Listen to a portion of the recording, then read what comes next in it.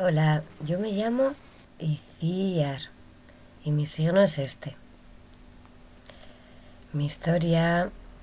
Bueno, antes de empezar, me gustaría decir que me siento muy frustrada porque muchas veces yo puedo ver lo que mi hijo sordo necesita, lo veo muy claro, pero no tengo recursos, no encuentro recursos, no tengo opciones para darle aquello que necesita y eso es muy difícil y eso hace sentir mucha frustración.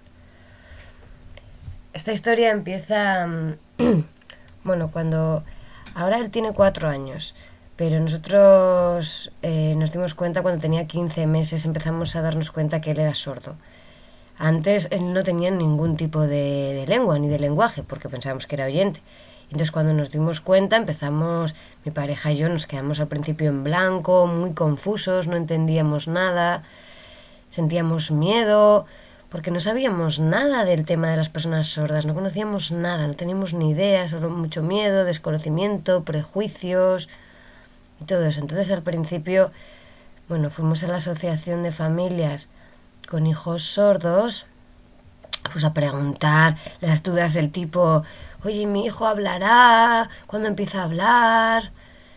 Y ellos me respondieron que estuviera tranquila porque, bueno, pues actualmente, gracias al implante, a la tecnología, a los audífonos, pues todos los niños sordos y sordas hablan y oyen. Pero bueno, yo por si acaso también pregunté, oye, ¿y el tema de la lengua de signos qué? Y allí en la Asociación de Familias de Niños Sordos me respondieron, nada, tú tranquila, que la lengua de signos no te va a hacer falta. Bueno, pues entonces mi familia y yo pues empezamos, fuimos al médico, un poco por la vía médica, las pruebas, todo lo que toca por ese lado. Pero por otro lado, bueno, pues yo tenía curiosidad, me puse un poquito a buscar información y encontré un montón de cosas que, wow, sobre el tema de la comunidad de personas sordas, cosas que hablaban sobre la lengua de signos, la importancia de la lengua de signos, la importancia de la adquisición temprana de un lenguaje, qué importante es eso. Entonces todo eso tenía mucho sentido para mí, fui abriendo la mente y bueno, pues me quedé flipando. Entonces en casa empecé un poco a asignar, a usar algunos signos así del día a día, pues venga a comer, venga poco a poco, lo que sea. Y mi hijo respondió muy claramente. Él me expresó qué es lo que necesitaba y me dio las gracias porque él necesitaba una lengua que fuera suya, natural, que fuera accesible. En ese sentido, esa es la lengua de signos, es su lengua natural. Entonces, vi que mi hijo necesitaba el contacto con personas sordas para desarrollar esa lengua de signos. Entonces yo fui a la asociación de familias otra vez y esta vez pues yo había cambiado un poco mi opinión y en vez de preguntar, oye, ¿cuándo va a hablar? Lo que dije es, mira, yo lo veo claro, veo que mi hijo necesita la lengua de signos. Mi hijo necesita coger un lenguaje temprano y la lengua de signos es rápida, es inmediata, es visual, puede. Entonces necesito recursos para que mi hijo pueda estar en contacto con personas signantes. Y en la asociación me respondieron que nada, que yo era la única persona que estaba pidiendo lengua de signos, que el resto de las familias no les interesa. Entonces que no hay recursos. Y que tengo que buscar pues por mí misma, de forma privada. Tenía que buscar y bueno, pues yo me quedé un poco flipando de que no hubiera ese recurso de lengua de signos para niños sordos.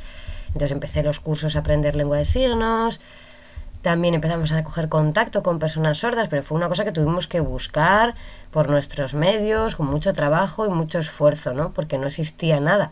Entonces, por el otro lado, que teníamos la vía médica, se nos estaba haciendo demasiado.